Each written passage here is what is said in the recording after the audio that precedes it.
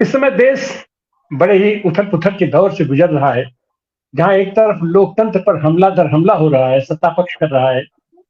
सड़क से लेकर के संसद तक विपक्ष की आवाज़ दबाने की कोशिश की जा रही है, जनता की आवाज़ दबाने की कोशिश की जा रही है। हमारे सारे सांसदों को जो प्रश्न पूछ सकते हैं, प्रश्न न पूछ सकें, इसके लिए उनको सदन से बाहर किया जा रहा है, संसद से बाहर किया जा रहा है और संसद में एक तरफ़ा भारतीय जनता पार्टी या उसके सहयोगी दल वहाँ ला करके धड़ाधड़ विधेयक पारित करवा रहे हैं। ऐसे विधेयक अगर ऐसे ही पारित करवाना है, बिना बहस के, बिना चर्चा के, बिना वोटिंग के, तो क्या ज़रूरत है संसद की? इतना बड़ा जो संसद भवन उसको फिर से बनवाने की, इतना पैसा लगाने की क्या ज़रूरत थी? अपना ऐसे कर लेते, फरमान जारी कर देते। खैर, उसके विकल्प में जो एक बात निकल के आ रही है, वो पूरे देश के पैमाने पर ये है, जनता के बीच अकुलाहट है कि हम किस तरीके से इस तानाशाही और बर्बर शासन का हम विकल्प प्रस्तुत करें। जाहिर-सी बात है, विकल्प केवल राजनीति नहीं प्रस्तुत होगा, विकल्प की दशा होनी चाहिए, दिशा होनी चाहिए, नीति होनी चाहिए, न्यूनतम अपना साझा होना चाहिए। जाहिर-सी बात है कि पूरे देश के पैमाने पर जितने भी लोग इस तरीके के हैं, सबको एकजुट होना चाहिए। एकजुटता का माहौल बना था, अपने नीतीश कुमार जी का प्रयास उसमें सराहनीय था। अपना वो निकले, 3-4 मीटिंगें भी हुई और इंडिया नाम जिस दिन पड़ा इस गठबंधन का, ये बौखलाहट आ गई भारतीय जनता पार्टी में और उनके तमाम अपना इलाज में।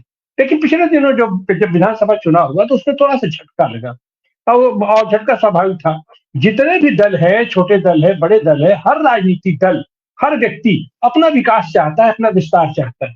तो वहाँ पर हितों का टकराव हुआ और टकराव कुछ ज़्यादा हो गया और फिर ऐसा लगने लगा एक समय कि यह क्या हुआ? क्या विकल्प नहीं बनेगा क्या?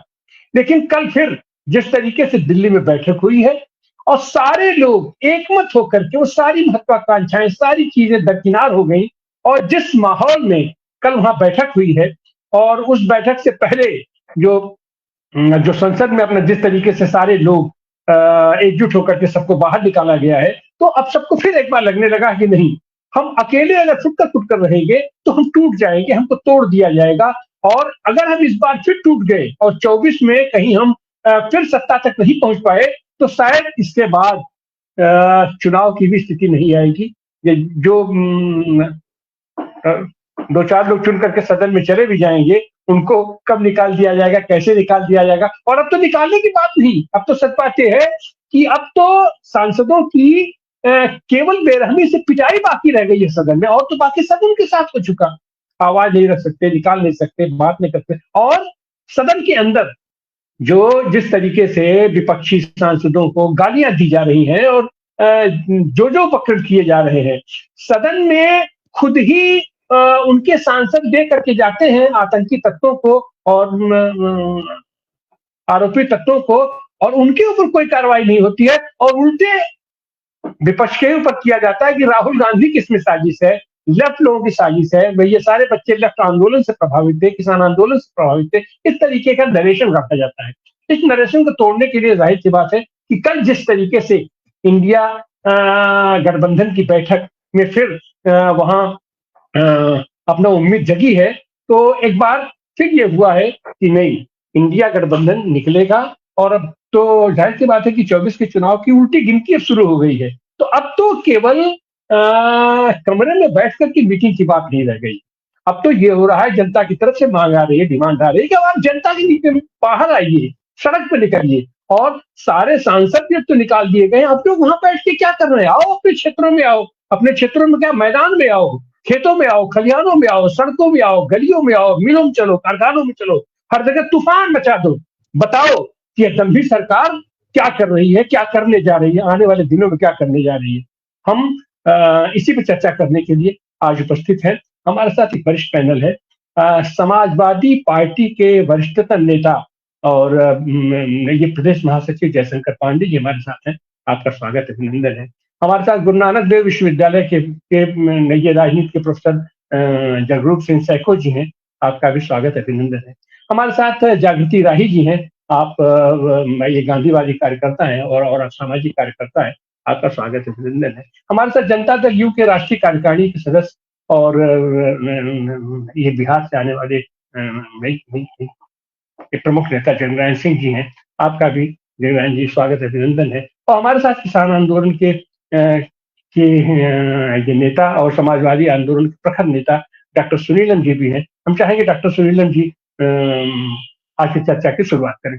डॉक्टर सुनीलम, अनम्यूट कीजिए। जी, धन्यवाद तिवारी जी। आपने पृष्ठभूमि तो आपने रखी दी है, लेकिन जो निर्णय हुए हैं वो 1, 2, 3 करके बताना चाहता हूँ कि जो पहला निर्णय हुआ वो 141 जो सांसद निकाले गए, निलंबित किए गए, उसके खिलाफ में एक प्रस्ताव पारित हुआ। दूसरा ये तय हुआ कि 22 तारीख को पूरे देश के अंदर इंडिया गठबंधन से जुड़े पार्टियां इसका विरोध प्रदर्शन करने का काम करेंगी। ये दूसरा निर्णय हुआ। तीसरा निर्णय ये हुआ कि 31 दिसंबर के पहले सीट शेयरिंग का काम पूरा कर लिया जाएगा और उसको स्टेट लेवल के ऊपर किया जाएगा, और जहां कहीं पर स्टेट के अंदर दिक्कत आएगी तब उसके अंदर सेंटर के लोग जो है काम करेंगे, नहीं तो स्टेट के लेवल के ऊपर ही सीट शेयरिंग की बातचीत करने का निर्णय लिया गया है। ये मुख्य तौर पर बातें हैं, और जो बातचीत हुई है जिसको लेकर के कि कुछ कहा नहीं गया, लेकिन रोजगार के सवाल को अहम उसके अंदर माना गया है। रोजगार है, शिक्षा है, स्वास्थ्य का जो सवाल है, इन सवालों के ऊपर फोकस करने की बातचीत हुई है। कई सारी कमेटियां पहले भी इंडिया गठबंधन के अंदर काम कर रही थी, जिनको जिम्मेदारी दी गई थी कि वो अलग अलग मुद्दों के ऊपर अपना प्रेजेंटेशन लाएंगे, किन मुद्दों को हाईलाइट करना चाहिए, फोकस करना चाहिए। तो वो काम, उसी के लिए कोऑर्डिनेशन कमेटी भी बनाने का काम किया गया था। मतलब ये है कि जो है वो इंडिया गठबंधन की गोदी मीडिया ये केवल बताने की कोशिश कर रहा है कि ममता जी ने और अरविंद केजरीवाल जो हैं उन्होंने प्रस्ताव रखा खड़गे साहब का, और जो है उसके ऊपर नाराज हो गए लालू जी, नीतीश जी, और जो है वो प्रेस कॉन्फ्रेंस में नहीं थे। मैं दर्शकों को ये बताना चाहता हूं कि जितने भी प्रेस कॉन्फ्रेंस होती हैं, सभी लोग जानते हैं कि जो भी अभी तक जितनी भी मीटिंग्स हुई हैं उसके बाद जो प्रेस कॉन्फ्रेंस रही है, सबके अपने प्रोग्राम्स रहते हैं और ये मीटिंग में तय हो जाता है कि कौन बोलेगा। आपको मालूम 28 पार्टियों के नेता तो नहीं बोल सकते किसी भी प्रेस कॉन्फ्रेंस के अंदर, तो बोलेंगे तो 2-3 लोग। तो उन्हीं का जिसको जिम्मेदारी दी जाती है वही बोलता है। हम लोग तो 550 किसान संगठनों के साथ में संयुक्त किसान मोर्चा चलाते हैं, या एनएपीएम 250 या 350 संगठनों के साथ में चलाते हैं, तमाम सारे मोर्चों में रहते हैं। तो बोलने की जिम्मेदारी जिनको दी जाती है वो लोग बैठते हैं, बाकी लोग चले जाते हैं। मतलब मेरा ये है कि एक गोदी मीडिया को कुछ कंटेंट नहीं मिला तो वो इस पूरी जो उसमें से कंटेंट बनाने की कोशिश कर रहे हैं। लेकिन अच्छी बात यह है कि खड़गे साहब ने उसकी जो है पूरा जो एक हो सकता था सबोटेज, उसकी हवा निकाल दी, और उन्होंने कहा कि पहले सब लोग जीत करके आओ, इसके बाद में हम लोग बातचीत करेंगे। और ये बात ठीक भी है कि पहले जीतना होगा, जीतने की रणनीति बनानी होगी, जीतने के मुद्दे तय करने पड़ेंगे, उसकी प्लानिंग बनानी पड़ेगी, रणनीति बनानी पड़ेगी, तभी कोई बात उसकी आगे बढ़ने वाली है। अब क्योंकि यूपी सबसे बड़ा प्रदेश है और जो है उत्तर प्रदेश के बड़े अनुभवी नेता हमारे साथ में बैठे हुए हैं, जयशंकर पांडे जी, और वो भी आते अयोध्या से हैं। और आपको मालूम है कि यूपी के अंदर फिर से अब राम मंदिर का जो निर्माण एक जो है जनवरी के अंदर हो जाएगा और लोकार्पण हो जाएगा। उसके बाद में फिर से जो है केंद्र के अंदर आ जाएगा अयोध्या। तो हम ये चाहेंगे कि पहले जयशंकर पांडे जी ही ये बताएं कि जो ये निर्णय हुए हैं, आपको क्या लगता है कि उत्तर प्रदेश के अंदर सीट शेयरिंग का मामला कितना आसान है, कितना कठिन है, और इसमें क्या कोई वो दिक्कत देखते हैं, और 22 तारीख को किस तरीके के आंदोलन की तैयारी गठबंधन के जो घटक दल है, स्वाभाविक तौर पे अगर यहाँ पर कोई करेगा उत्तर प्रदेश में तो समाजवादी पार्टी करेगी। तो ये सब बातें हैं, तो मैं चाहूंगा कि इसके ऊपर पांडे जी अपनी टिप्पणी रखें।